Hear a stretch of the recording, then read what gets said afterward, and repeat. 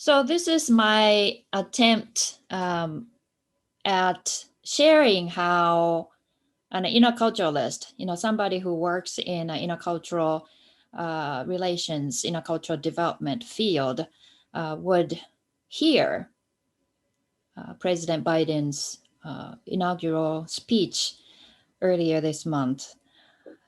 So this is me going through the transcript, actually, of the speech, just about paragraph at a time, to share my thoughts of what each paragraph is speaking to. And what I mean by that is when we look at the speech from the intercultural development point of view, using the IDC, Intercultural Development Continuum, as a framework, I asked myself, what I did is I asked myself, what intercultural development orientation or orientations is this speech speaking to? So my belief is that when somebody like a president or any leader really makes a speech or sends a message of some sort, it's always helpful to think about who you're talking to. And in a way, they can hear. So if we understand that everybody is somewhere on the intercultural development continuum and hearing a speech from where they are, then speech needs to be speaking to each of the orientations for everyone to be able to hear something meaningful in it. So how many of the 5 orientations is President Biden speaking to? If he can speak to all 5 orientations, then that'll be culturally more effective speech. So that's what I'm looking at. So starting at the very beginning of the speech, I think it was a very effective way to open a speech because he opens with a message of minimization, meaning starting with something that everybody has in common. He opens by saying, "This is America's day." That was the very first statement he made. This is America's day. So everyone's day. Whatever you decide, believe, or whoever you voted for, this is America's day. So by having that inclusive statement right off the bat, that was a very culturally effective way to open. And he says, this is democracy's day. So very appropriate for inauguration occasion. Then he lists some of the things that many of us, if not all of us, can resonate with as things that are important to us.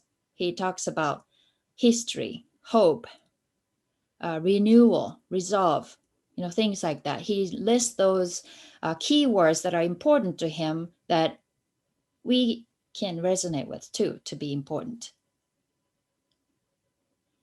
Then in the next paragraph, second paragraph, he does something interesting too. He says, democracy is precious. Democracy is fragile. This statement right towards the beginning of the speech, I thought was quite effective too, because this statement will speak to adaptation. People in adaptation will resonate with this because they know some things are really precious but very fragile. It's the reality of, tentativeness of our society. Adaptation will recognize that. We try our best and we do our best. We try different ways. We try to be creative and innovative, but nothing is perfect. We make mistakes.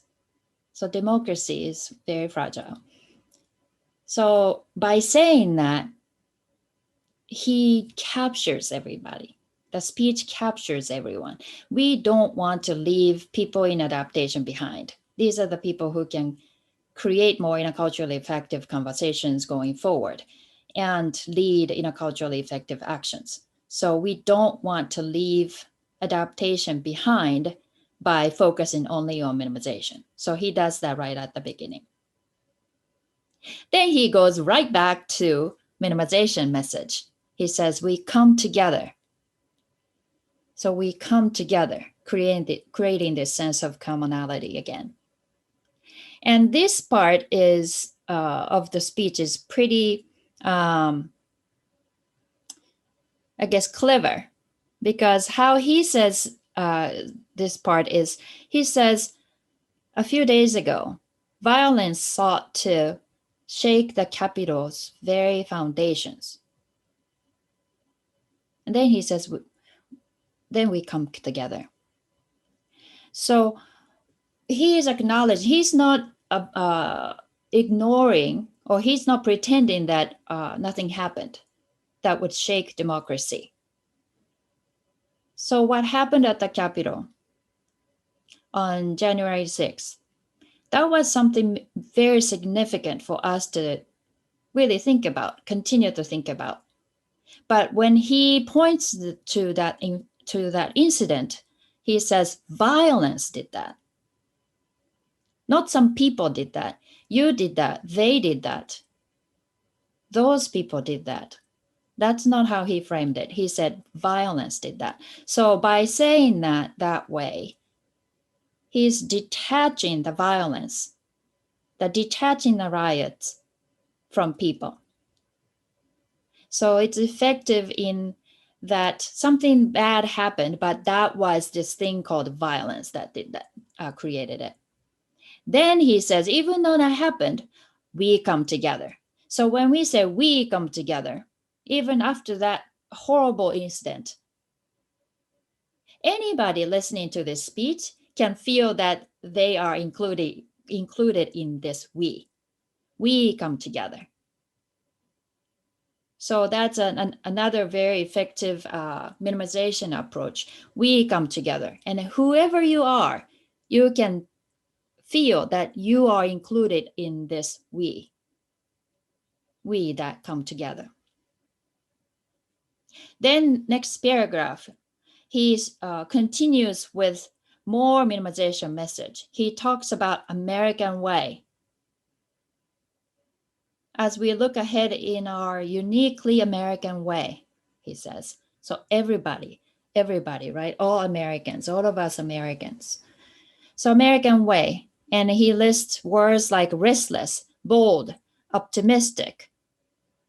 Again, the value-related words that many of us relate to and consider to be important.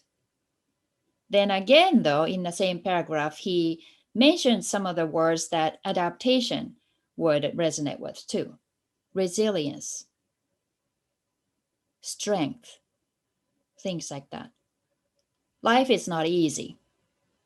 Our country isn't perfect. We're not in a best place right now as a society. But we have resilience, we have strength. That's what adaptation will hold on to. So again, this third paragraph is a mixture of minimization message as well as some value words sprinkled in that would speak to adaptation. So trying to capture everyone. Now, though, going into the fourth paragraph, we don't want to ignore other orientations either, right?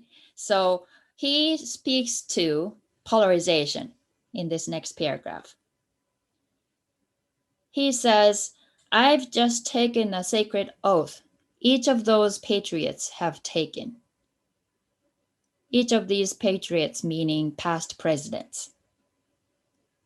So again, he is acknowledging that our past presidents, some of them have been Republican, some of them have been Democrats.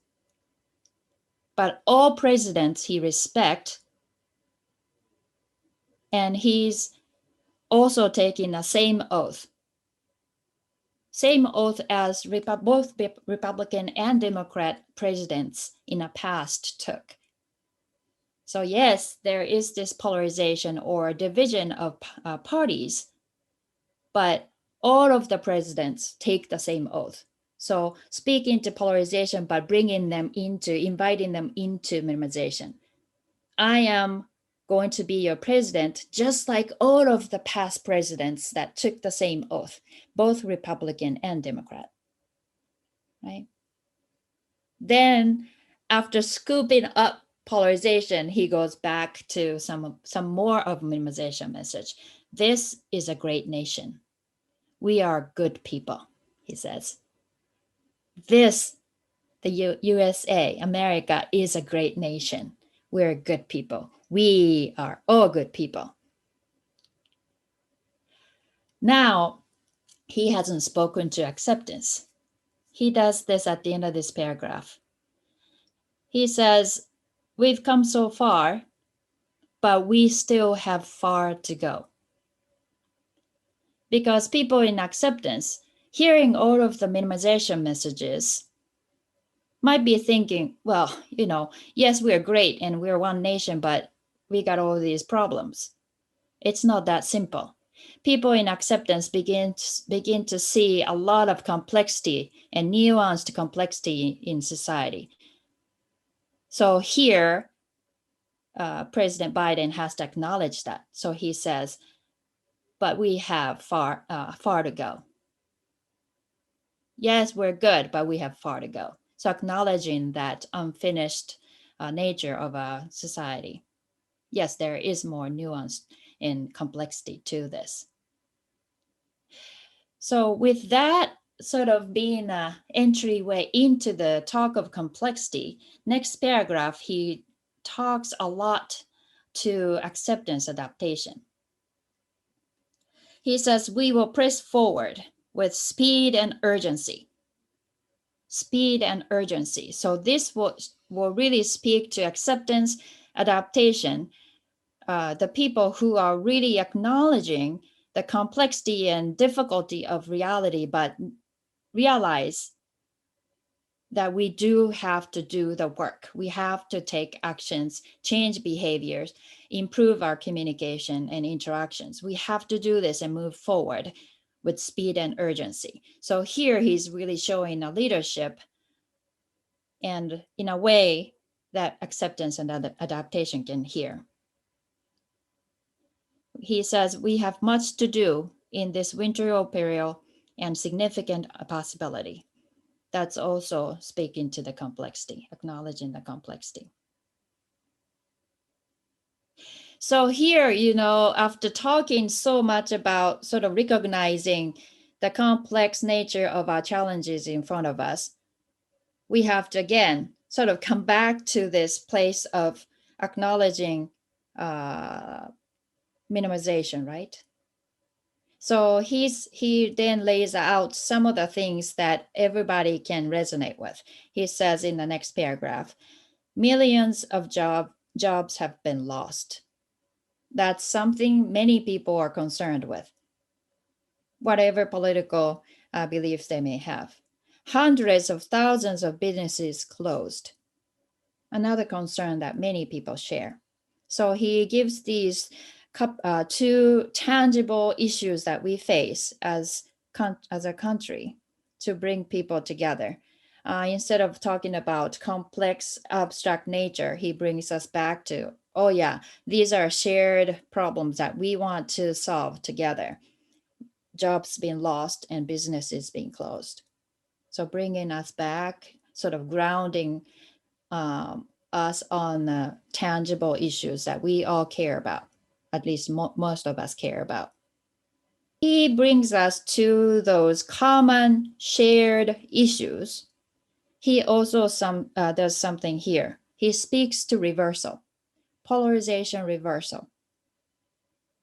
He acknowledges that many of us, especially, not always, we can be very much concerned with certain social issues from anywhere on the continuum. But here, people in polarization reversal will hear him well. He says, a cry for racial justice moves us.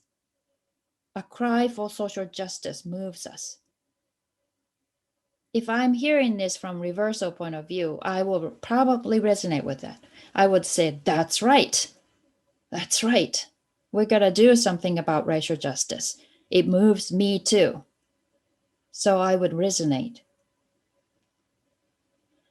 And he also says, we must confront and we will defeat. So we see a problem, unfairness, injustice. We must confront and we will defeat. So if I'm hearing it from a reversal point of view, I would again very much resonate. I would say, that's right. We have got to confront this and defeat this. So bring in the polarization reversal into the mix too of agreement. That's right. We have to do this, work together. Now, next two paragraphs of the speech, he spends some time talking to adaptation. This is really where the intercultural leadership in a most or highest developed way, is being really sort of challenged, I guess.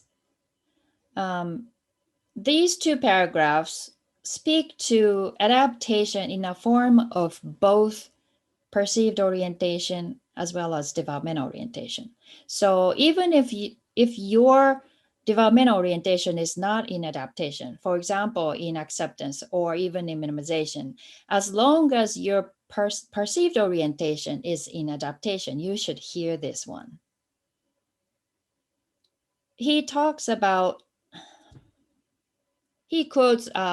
Abraham Lincoln. If my name ever goes down in history, it'll be for this act, and my whole soul is in it. After quoting this, President Biden says, my whole soul is in it today. On this January day, my whole soul is in this, is what he says. I mean, this is really, personally speaking, this is really where he got me. Because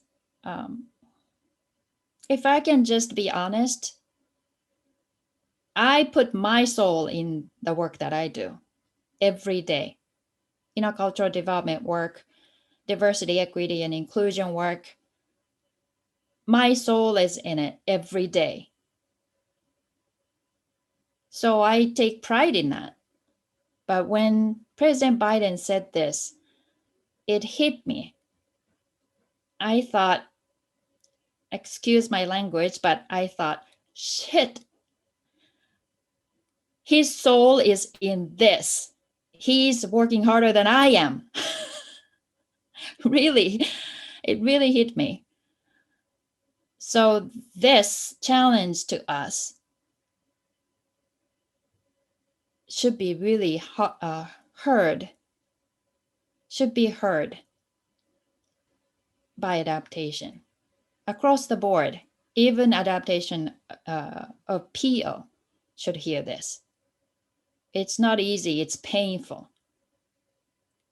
But his soul is in it. Is yours in it? That's really what he's asking us. And adaptation should hear this. Well, at least I did.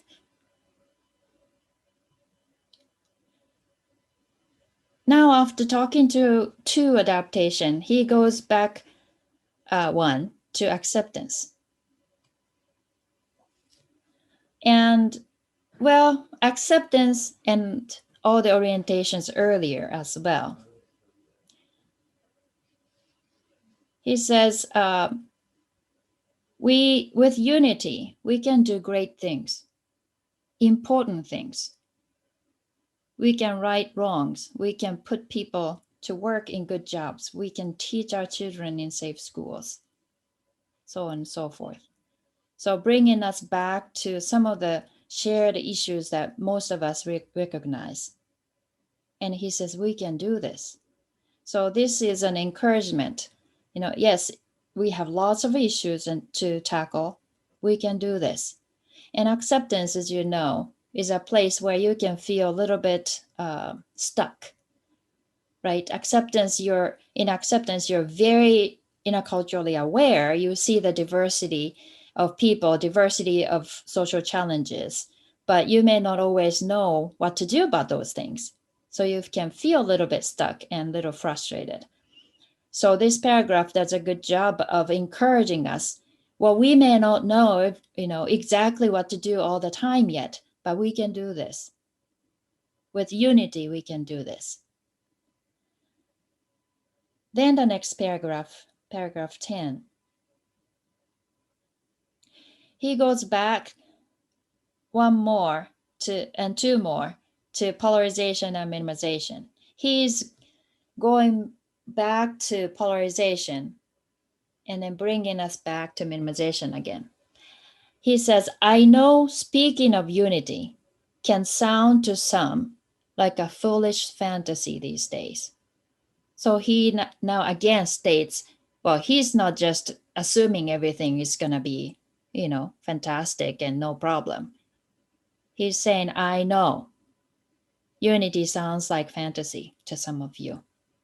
He acknowledges that. And that statement should capture polarization. I hear you. I hear what you're saying too. I feel what you're feeling too. Unity, really? It's not that easy. So he acknowledges that, and probably this acknowledgement captures those of us who have regressed from minimization back into polarization as well. Because in this challenging time, I know from my experience working with many people, many of us regressed in intercultural development. So those of us who are hearing this a part of the speech from polarization orientation, as well as those of us who regressed from minimization to back to polarization, should hear this out. Because President Biden is recognizing that, yes, I know unity can sound like a fantasy. He says, I know the forces that divide us are deep and they're real. So he acknowledges that. He acknowledges the division. He acknowledges the polarization that are present, that's present in our society right now.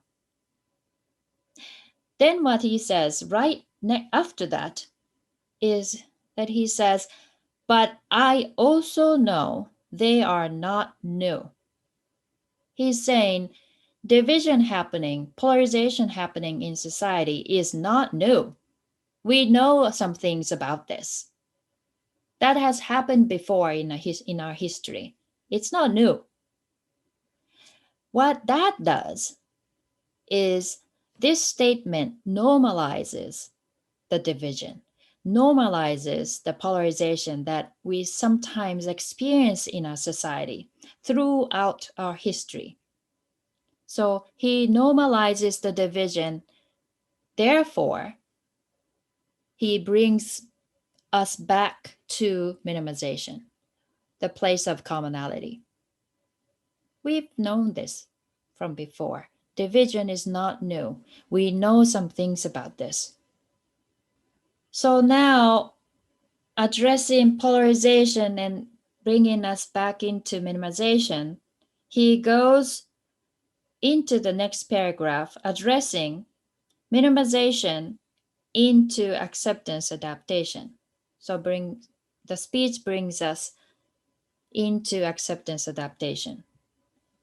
He talks about some of the past experiences, Great Depression, starting with Civil War, Great Depression, World Wars, 9/11. And he talks about how we have always prevailed. So some tangible examples of how we as a society have overcome and prevailed through challenging times. So he acknowledges those challenges as well as complex nature of the society again. Then he brings us again into the challenge of adaptation. He says, in each of our moments, these challenging moments, that is, enough of us have come together to carry all of us forward. This is a statement that should speak to adaptation. Enough of us have come together to carry all of us forward. This often is the daunting task that adaptation faces, because adaptation is a minority in a society. Even when you have lots of ideas, creative ideas, courageous ideas, and even willingness to take risks, adaptation can feel that they don't have enough support. So where do we go? There isn't enough of us. But how can we have enough of us? So if we switch that around, turn it around into that more constructive question, how can we have enough of us then? If we don't have enough of us, how can we have enough of us? Now, of course, my personal response to that is to work on learning and development of people. But whatever the idea may be, if we can have enough of us come together, we can carry all of us forward. And that's what he says, what we can do now. He says, we can do that now. Let's find a way to have enough of us come together to carry all of us forward. And we can do that now. That's another incredibly powerful message, in my opinion, to those of us who are in adaptation. And he calls that the way of unity. That's probably, this part is the most complex and nuanced explanation of what he means by unity. In the next paragraph, 12, he addresses all the orientations, polarization, minimization, acceptance, adaptation. He says we can see each other not as adversaries, but as neighbors. This is an invitation to polarization. Yes, there are adversaries around us, but he's inviting. Well, what if we see them as neighbors? How would that change the situation? That's an invitation for polarization to step into minimization. Then he says, we can treat each other with dignity and respect. Again, dignity and respect. Two of the words that many of us easily resonate for them to be important. So inviting more into minimization again. Then he addresses acceptance adaptation in the next sentence. We can join forces, stop the shouting, and lower the temperature. That's more action-oriented. That's what we need to do. By the way, the side note to this, the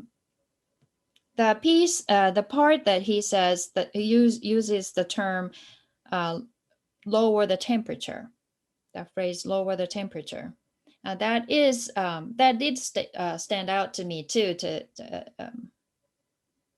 be potentially effective, potentially not effective, because lowering the temperature, that language is really a language of emotionally restrained communication style. So here, I'm assuming President Biden is using this phrase, let's lower the temperature, meaning let's calm down, everyone, so we can move forward. That's a very emotionally restrained communication style. So it may or may not speak to those of us who are emotionally expressive. Lowering the temperature does not mean progress to those who have emotionally expressive communication style. So I just wanted to point that out too as a side note. But beautifully, minimization statement follows this. For without unity, there is no peace, only bitterness and fury. No progress, only exhausting outrage. No nation, only a state of chaos. This is a historic moment of crisis and challenge, and unity is the path forward. And we must meet this moment as the United States of America. So this is at the abstract level, but well-crafted statement that probably many people can resonate with and agree with. The next paragraph, 13, does something interesting. He says, if we do that, meaning, make progress through unity, he says, I guarantee we will not fail. We will not fail. We have never, ever, ever, ever failed in America when we've acted together. That's what he said. So I hear this as something interesting because it's crafted well. He addresses fear of failure. What if we come together and do our best but fail? And to be honest, we may fail at certain things. We may make mistakes still. That's the reality. But in terms of the new president inaugural speech, this probably was a good idea to say. When we act together, we will not fail. That's his very strong, powerful statement there as the president. And what this does is it speaks to minimization, more specifically, a fear of failure. In minimization, because we try to focus on commonality or common ground, oftentimes we are afraid of making mistakes. Minimization is often afraid of making mistakes because you don't want to stand out. You want to stay within the commonality. You don't want to make a mistake and stand out. So we fear mistakes and failure in minimization. So hopefully this statement, we will not fail if we act together, will speak to those who need to hear that, to be able to say, okay, I'll join you and I'll work with you. So well crafted there to address the fear. And following that, he has the invitation message again, which speaks really well to people's POs, ideals, aspirations. He says, today at this time in this place, let's start afresh, all of us. So it's an invitation message. Let's begin to listen to one another again, hear one another, see one another, show respect to one another. Politics doesn't have to be raging fire, destroying everything in its path.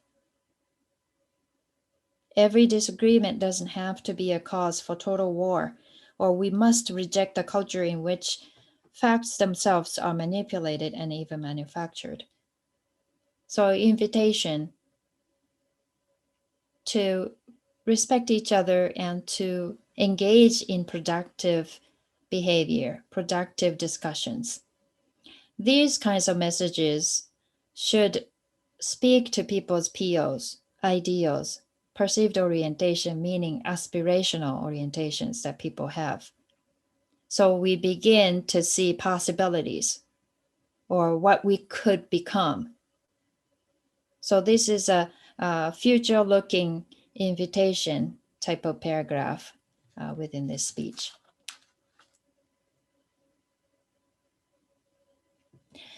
So when we invite or when we are invited to think about the path forward and future, what we could be, what we could become, of course, many of us are concerned with, well, but where have we been? So the next 3 paragraphs, he actually goes back through the history, take us back to the history, what we have experienced as a country and what we have known so far.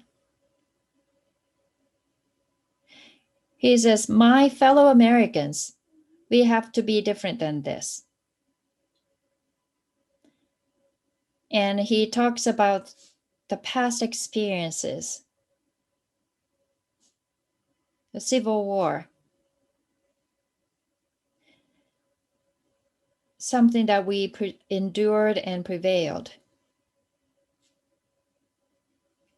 And he mentions Dr. King in his speech at the Great Mall. Then in the next paragraph, 15, he speaks to the issues around women. How women fought to gain the right to vote. How women marched. So he speaks to the racial issues through Civil War and the mentioning of Dr. King. And he speaks to women's issues, gender issues, as an example. And he mentions the importance and the meaningfulness of having Vice President Kamala Harris. And then he says, don't tell me things can't change. So he's saying, you see, even through the history, we know we can change. He says, don't tell me things can't change. So he's showing some evidence from the past history that we have changed things in the past.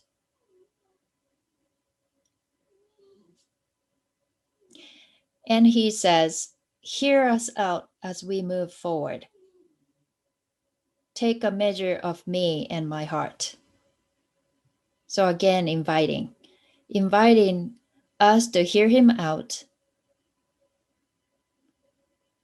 and trust him as our leader based on the evidence that our history tells us that we can actually change things.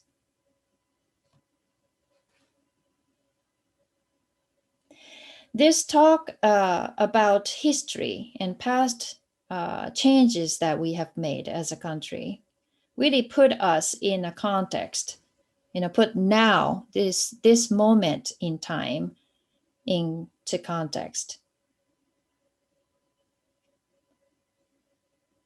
So now we go back to the current time. And he says something that is very real and realistic. He speaks to polarization again. He says, if you still disagree, so be it. I think this was a very bold statement. He has done a lot of explanations showing the evidence from the past, how we have changed to make our country better. And he invited all of us to join him in that. But then he also is realistic. He knows that some people won't agree with him. So that's why he says this, right? If you still disagree, so be it. He says it's okay. He says, that's democracy. That's America. So being America and having democracy means that it's okay that you disagree. That's what he's saying. This should sound somewhat comforting, right? To people who are hearing him from polarization orientation. Again, he's normalizing division. He's normalizing disagreement. Disagreement is okay. Disagreement is normal and it's expected. So setting polarization free to say it's normal, it's okay. And with that, hopefully, polarization will develop into minimization. To ensure that, in the same paragraph, he says, I pledge this to you. I will be a president for all Americans. All Americans, he repeats. So even if you disagree with me, it's okay. I will be a president to you. That's what he's setting up. And he says, I promise you, I will fight for those who did not support me as for those who did. Yes, there is disagreement, but I will fight for all of you. That's what he says. Bringing polarization by normalizing it into minimization, place of commonality, so that we all of us, have this one president that we share, right? That's the commonality. Next paragraph, again, is very reassuring. It's reassuring because it lists a good set of values, words that are easy for most, or if not all, people to resonate with. He talks about opportunity, security, liberty, dignity, respect, honor, truth, things like that. And then he lists these things that are important to him, hoping that that are important to others too, right? By sharing something personal. So this is a nice personal touch. This paragraph, he talks about something that he heard in his own personal life through his own church. So nice personal touch, a personal story. This 18th paragraph, all the way, from the very beginning to this 18th paragraph, kind of reset all of us to come to a place where, okay, this president knows the history, all of the challenges we've overcome and prevailed through. And he knows that there is division present right now in our country and polarization. But he has a lot of things in common with us that he values. And he also speaks to acceptance adaptation too, by recognizing the complex and nuanced nature of the challenges that we face. So we kind of are all brought together to this sort of starting point to say, now what? All right, we're here together. Now what? He goes back to recognizing the pain in the 19th paragraph. Recent weeks and months have taught us a painful lesson. Because when a speech is just so optimistic and, only positive, you're going to leave people out. You're going to lose people. So he goes back to recognizing the pain that people are experiencing. This is again normalizing the pain. Yes, we are all experiencing something painful, and we share that. That's a commonality of all of us right now. So wherever you stand on the political field or whatever faith you believe in, whatever professional field you are in, many of us, if not all of us, are experiencing something painful. The pandemic is on all of us. Something very painful. That's where he goes back to where we really are right now.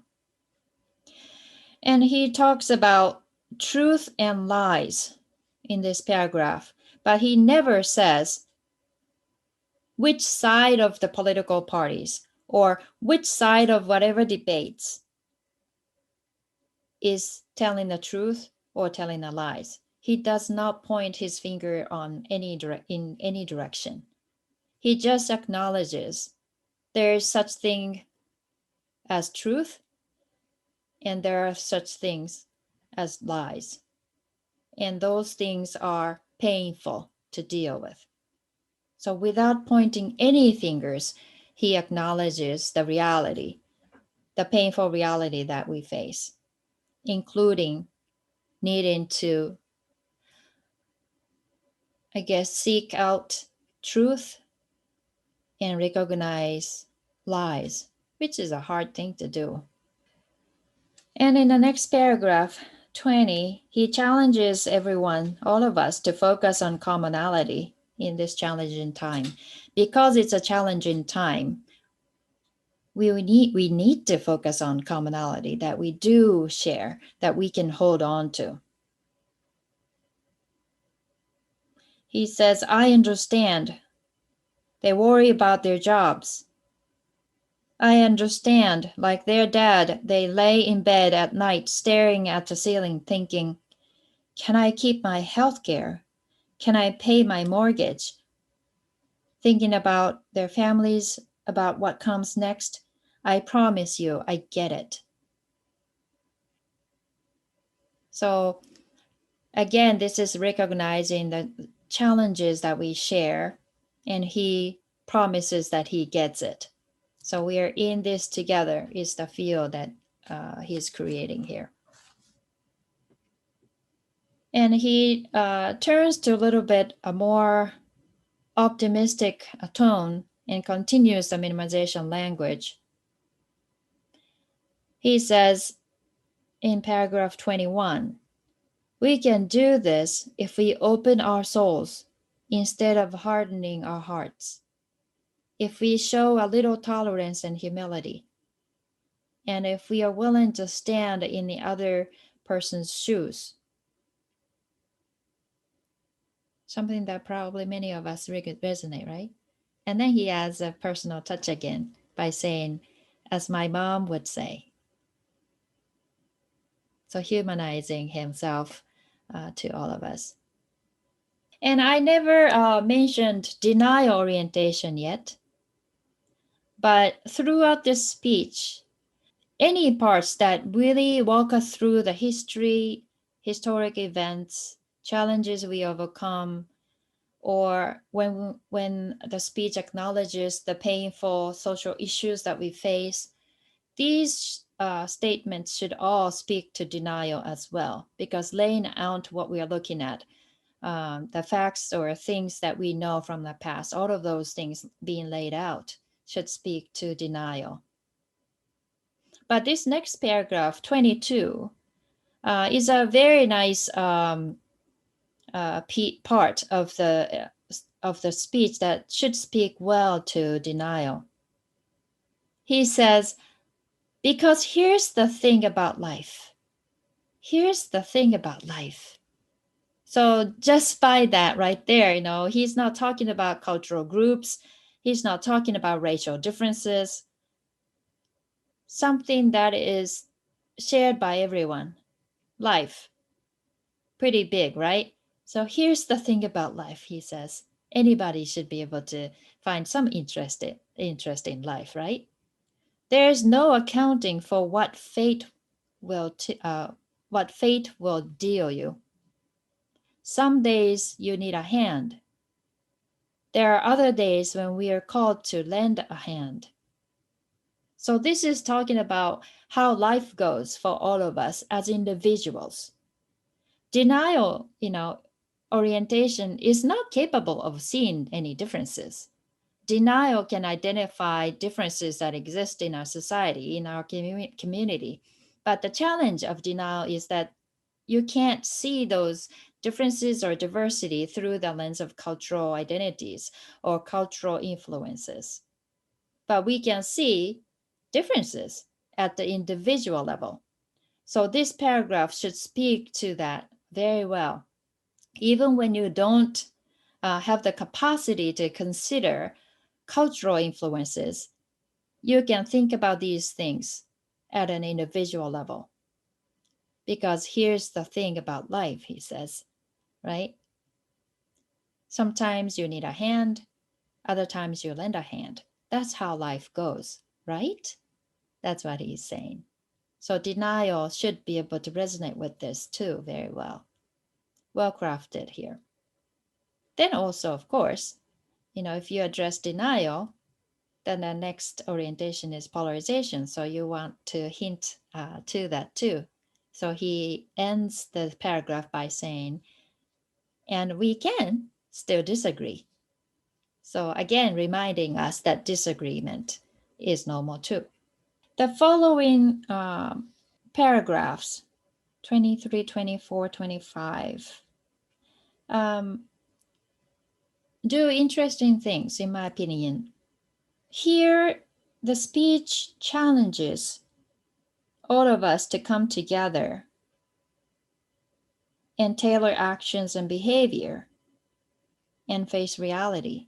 He says, my fellow Americans, in the work ahead of us, we're going to need each other. We need all our strength to preserve through this dark winter. He says, we must set aside politics and finally face this pandemic as one nation. So he's beginning to talk about actions are needed. We have to come together, set aside politics, and we have to work together, actually work together on this. And if we do that, he says, we will get through this together. He also mentions how the world is watching. This is an interesting piece, he says, because there are some of us who feel a special motivation when we think about how the world is watching us meaning America. So some of us may be hearing this part of the speech thinking, oh yeah, we want to be this great nation. We want to show the world that we are working together to overcome this pandemic. We want to show how great we are at that. So hinting at this external eyes watching our country from the outside, potentially judging us, that may be a special motivation to some of us, right? So he brings that in to encourage actions and behavior, and sometimes changing of those things, changing of your actions and behavior. This 25th paragraph, I found it to be particularly well crafted. This is where he invites us to pray. He says, fellow Americans, moms, dads, sons, daughters, friends, neighbors, and co-workers, we will honor them by becoming the people and the nation we can and should be. So I ask you, let's say a silent prayer for those who lost their lives, those left behind, and for our country. And he invites us to have a prayer. This was a very effective idea to focus on our shared prayer to those that we love and miss, grounding us by this shared prayer rather than more commonly used technique of setting a common enemy. When a leader calls for unifying, they often do so or attempt to do so by setting a common enemy. When we have an external outside enemy, it's easy for people to come together. But this speech, instead of setting an enemy outside, he uses the prayer for grounding us to come together, to unify. This was a peaceful way of encouraging the unity. After the prayer, he speaks to adaptation again. The people that really need to contribute. He says, folks, it's a time of testing. Again, he acknowledges that the reality that things are not easy right now. It's a time of testing. He challenges us to look at ranging virus, inequity, systemic racism, climate crisis. And then he challenges us to think about the role, America's role in the world. So, not just by making us feel good about the country, America, he challenges us, wake up. What is our role in all of this? So it should be really sending a sharp message to adaptation. Because all these issues we have, he says, we face them all at once. I mean, who's with me to hold this space where we are faced with so many challenging issues all at once, presenting this nation with one of the greatest responsibilities. He says it's a responsibility we have. And he again says, we're going to be tested. We're going to be tested. He's challenging us to commit to this complexity of reality. This should speak right to adaptation. Are you ready to commit to see this complexity of challenges of reality and still commit to act and behave in a way that is going to help our challenges? For adaptation to really be embodied, those of us who are capable of operating out of adaptation, to create innovation, create new solutions out of creativity, and still make mistakes, but learn from mistakes and still keep going forward. For adaptation to function in that way, who else do we need right away? Who we need to bring on right away is acceptance, right? We need acceptance to come on board. So in the next paragraph, 27, he addresses acceptance right away. He says, it's time for boldness, for there is so much to do. He calls for boldness. That's a message to acceptance. Because again, acceptance is a place where you can feel stuck. I recognize the challenges and nuances, but I don't know what to do with it. Oh, I don't know what to do with it. So he calls for boldness. Well, where is your creativity? Where is your innovation? Where is it? Where are your ideas? What resources do you need? What's your next action? So this statement really speaks to acceptance in an encouraging way. Interestingly, the language of boldness should speak well to polarization as well. If you see polarization, well, what do you want to do with it? What do you want to do about it? What's your action? What's your ideas? So it speaks to polarization as well. Another thing he does here is he really speaks to the fact that he's in it with us. He says, will we meet our obligations and pass along a new and better world to our children, for example? I believe we must, and I'm sure you do as well. I believe we will, and when we do, we will write the next great chapter in the history of the United States of America, American history, the American story. So here, what I'm hearing in this part of the speech is that the president is saying, I got your back. I'm in this with you in creating a better world for our children. So that's again an invitation language, invitation message.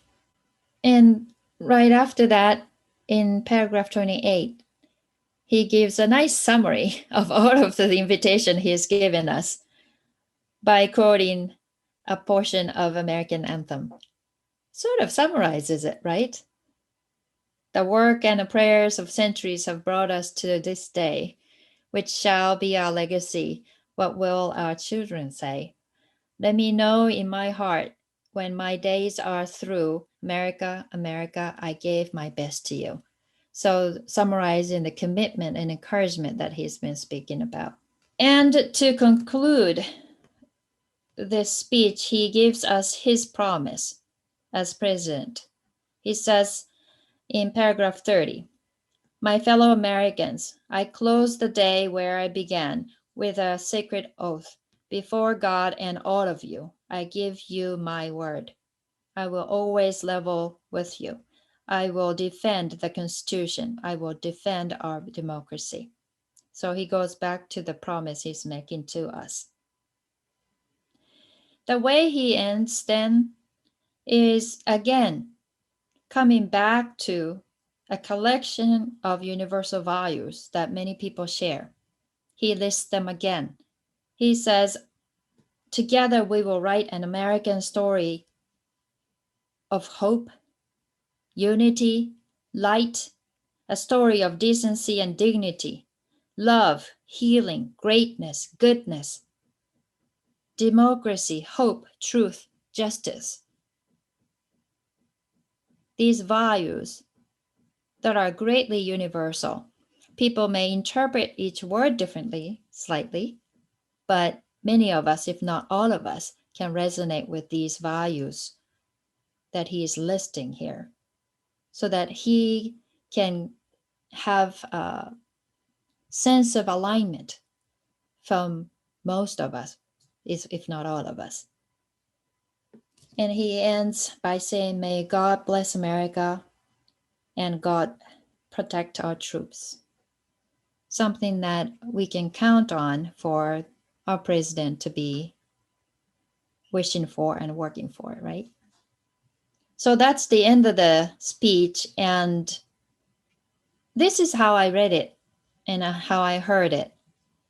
And as a whole, my sense is that this was a very well-crafted speech in terms of speaking to everyone along the intercultural development continuum, because everybody is somewhere on the continuum and we hear messages differently. So as a leader, President Biden had to speak in multiple ways at multiple levels with multiple types of examples, so that everybody hears his message in one way or another. Sometimes abstract, sometimes very tangible and concrete. So as an interculturalist, I heard this speech to be very interculturally effective. And some of you may agree with me, And some of you may have different opinions, but I'm hoping that it spoke to everyone. Maybe not every part spoke to everyone, but some parts spoke to everyone. Maybe different parts spoke to everyone. So at least that's my hope. What do you think?